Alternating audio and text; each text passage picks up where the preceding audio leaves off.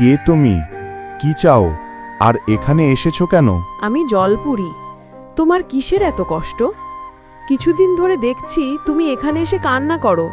কারণটা কি জানতে পারি? আমি জলপরি, নদীর তলদেশে থাকি।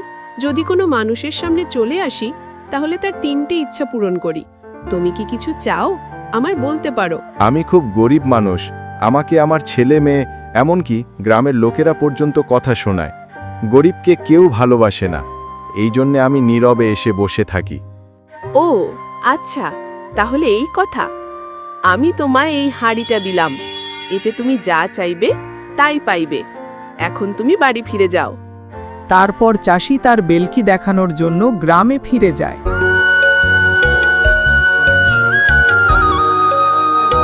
বাড়িতে গিয়ে তার বউ ও ছেলে মেয়েকে ডেকে আনে।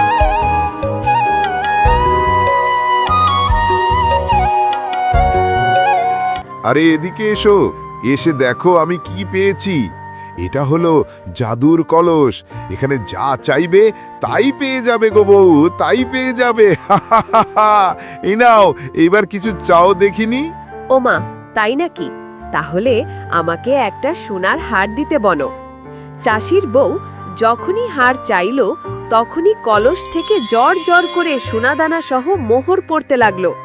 এই দেখে চাষি আর তার ছেলে হাসতে লাগলো।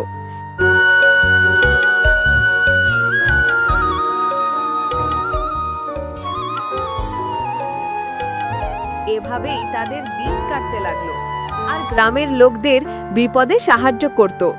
গল্পটি ভালো লাগলে লাইক, কমেন্ট, সাবস্ক্রাইব করতে ভুলবে না বন্ধুরা। আল্লাহ হাফেজ।